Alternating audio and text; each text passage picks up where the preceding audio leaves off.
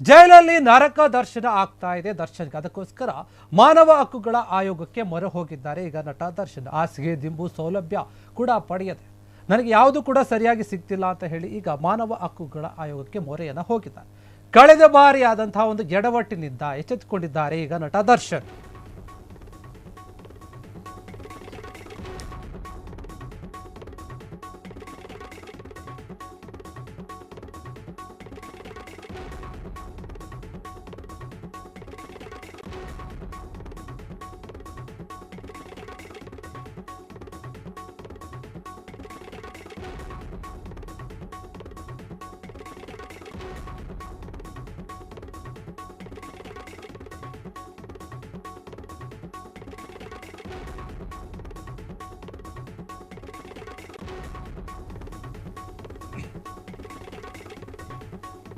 ಜೈಲಲ್ಲಿ ನರಕ ಮಾನವ ಹಕ್ಕುಗಳ ಆಯೋಗಕ್ಕೆ ದರ್ಶನ್ ಮೊರೆ ಹೋಗಿದ್ದಾರೆ. ಹಾಸಿಗೆ ದಿಂಬು ಸೌಲಭ್ಯ ಪಡೆಯಲು ದರ್ಶನ್ಗೆ ಬೇಡುವಂತಹ ಒಂದು ಪರಿಸ್ಥಿತಿ ಬಂದಿದೆ. ಈಗ ಕಳೆದ ಬಾರಿ ಆದಂತಹ ಎಡವಟ್ಟಿನಿಂದ ಎಚ್ಚೆತ್ತುಕೊಂಡಂತಹ ಜೈಲು ಸಿಬ್ಬಂದಿಗಳು ಈಗ ದರ್ಶನ್ಗೆ ಜೈಲು ಕೈಪಿಡಿಯ ಅನುಸಾರವೇ ಕನಿಷ್ಠ ಸವಲತ್ತು ಅಂತ ಹೇಳ್ತಾ ಇದೆ. ಆದರೆ ಇನ್ನೂ ಅವರಿಗೆ ಯಾವುದೇ ರೀತಿಯಾದಂತಹ ಒಂದು ಸೌಲಭ್ಯಗಳನ್ನು ಕೊಟ್ಟಿಲ್ಲ. ಅದಕ್ಕೆ ನಟ ದರ್ಶನ್ಗೆ ಈಗಾಗಲೇ ಇದರ ಬಗ್ಗೆ ಅಸಮಾಧಾನ ಉಂಟಾಗಿ ಈಗ ಮಾನವ ಹಕ್ಕುಗಳ ಆಯೋಗಕ್ಕೆ ಮೊರೆಯನ್ನು ಹೋಗಿರುವಂಥದ್ದು. ಜೈಲು ಅಧಿಕಾರಿಗಳ ವಿರುದ್ಧವೇ ಈಗ ಕೋರ್ಟ್ ಮೆಟ್ಟಿಲನ್ನು ಹತ್ತಿದ್ದಾರೆ ದರ್ಶನ್. ಕೋರ್ಟ್ನಲ್ಲಿ ಜೋರು ವಾದ ಪ್ರತಿವಾದ ಕೂಡ ನಡೆದಿದೆ ಈ ಒಂದು ವಿಚಾರದಲ್ಲಿ. ಮುಂದಿನ ವಿಚಾರಣೆ ಅಕ್ಟೋಬರ್ 9ಕ್ಕೆ ಮುಂದೂಡಿಕೆ ಆಗಿದೆ. ಆದರೆ ಅಷ್ಟು ದಿನ ಕಾಯೋಕೆ ನಟ ದರ್ಶನ್ಗೆ ಆಗ್ತಿಲ್ಲ ಅಂತ ಹೇಳಲಾಗ್ತಾ ಇದೆ. ಮಾನವ ಹಕ್ಕುಗಳ ಆಯೋಗದ ಒಂದು ಮೊರೆ ಹೋಗಿದ್ದಾರೆ ದರ್ಶನ್. ಅದಕ್ಕೋಸ್ಕರ ಎಲ್ಲ ತಯಾರಿಯನ್ನು ಕೂಡ ಮಾಡ್ತಾ ಇದ್ದಾರೆ. ಎಲ್ಲಿಯೂ ಕೂಡ ಜೈಲು ಅಧಿಕಾರಿಗಳನ್ನು ದೂರಲು ದರ್ಶನ್ ತಯಾರಿ ಅಂತ ಹೇಳ್ತಾ ಇದ್ದಾರೆ. ಕೊಲೆ ಆರೋಪಿ ದರ್ಶನ್ ನಡೆಗೆ ಈಗ ಎಲ್ಲೆಡೆ ಕೂಡ ಚರ್ಚೆ ಆಗ್ತಾ ಇದೆ.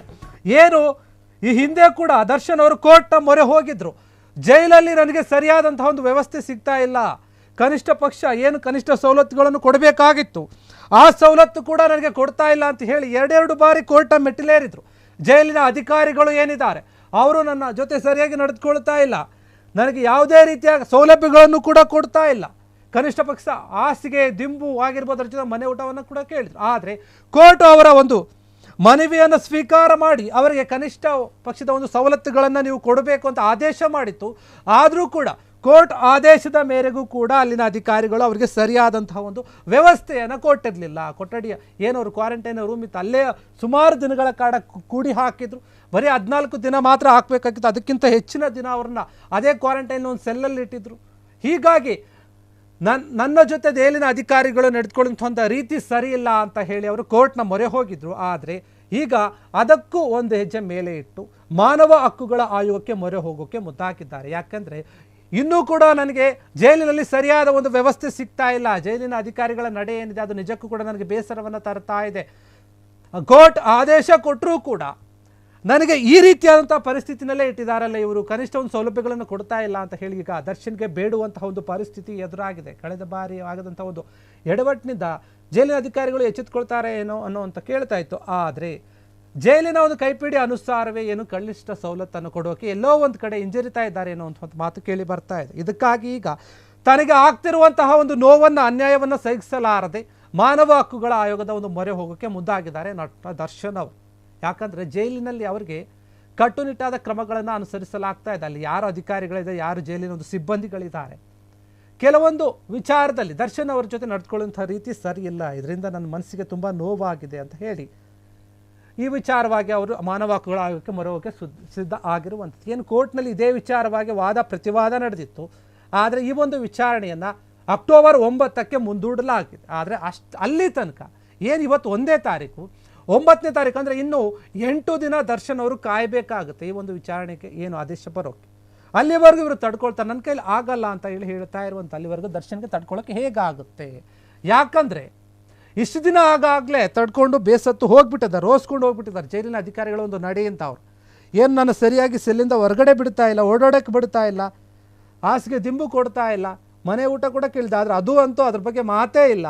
ಆದರೆ ಒಬ್ಬ ಜೈಲಿನ ಒಂದು ಕೈದಿಗೆ, ಅವರು ಆರೋಪಿಗೆ ಯಾವ ರೀತಿ ನಡೆದುಕೊಳ್ಬೇಕಂತ ಜೈಲು ಅಧಿಕಾರಿಗಳು ಗೊತ್ತಿಲ್ಲ, ಅಥವಾ ನಾನು ಬೇಕಂತ ಟಾರ್ಗೆಟ್ ಮಾಡ್ತಾ ಇದ್ದವರು ಗೊತ್ತಾಗ್ತಾ ಇಲ್ಲ. ಹೀಗಾಗಿ ನನ್ನ ಜೊತೆ ನಡೆದುಕೊಳ್ಳುವಂಥ ಒಂದು ರೀತಿ ಏನಿದೆ ಅದು ಸರಿಯಲ್ಲ ಅಂತ ಹೇಳಿ ಕೋರ್ಟ್ನ ಮೊರೆ ಹೋಗಿರುವಂಥದ್ದು. ಅದರ ಜೊತೆ ಈಗ ಮಾನವ ಹಕ್ಕುಗಳ ಆಯೋಗದ ಮೊರೆ ಹೋಗಿ ಕೂಡ ಮುಂದಾಗಿರುವಂಥ ಎಲ್ಲ ರೀತಿಯ ಸಿದ್ಧತೆಯನ್ನು ಮಾಡ್ಕೊಳ್ತಾ ಇರುವಂಥದ್ದು. ಏನು ಅಕ್ಟೋಬರ್ 9ನೇ ತಾರೀಕಿಗೆ ಒಂದು ವಿಚಾರಣೆಯನ್ನು ಮುಂದೂಡಲಾಗಿದೆ, ದರ್ಶನ್ ಅವರ ಒಂದು ವಿಚಾರಣೆ ಬೇಡಿಕೆಗಳದ್ದು. ಅಲ್ಲಿಯವರೆಗೂ ಕೂಡ ದರ್ಶನ್ಗೆ ಕಾಯೋಕ್ಕಾಗಲ್ಲ. ಹೀಗಾಗಿ ಮಾನವ ಹಕ್ಕುಗಳ ಆಯೋಗದ ಮೊರೆ ಹೋಗೋಕೆ ದರ್ಶನ್ ಅವರು ಎಲ್ಲ ರೀತಿಯ ಒಂದು ತಯಾರಿಯನ್ನು ಮಾಡಿಕೊಳ್ತಾ ಇದ್ದಾರೆ. ಒಬ್ಬ ಮನುಷ್ಯನಿಗೆ ಎಲ್ಲೇ ಇದ್ದರೂ ಕೂಡ ತನಗೆ ಕನಿಷ್ಠ ಸೌಲಭ್ಯ ಕೊಡಬೇಕು ಅನ್ನುವಂಥದ್ದು ಸಂವಿಧಾನದಲ್ಲೇ ಇರುವಂಥದ್ದು, ಸಂವಿಧಾನದ ರೀತಿಯಲ್ಲಿ ಮತ್ತು ಕೋರ್ಟ್ನ ಆದೇಶದಂತೆ ಎಲ್ಲರೂ ಕೂಡ ನಡೆದುಕೊಳ್ಬೇಕಾಗುತ್ತೆ.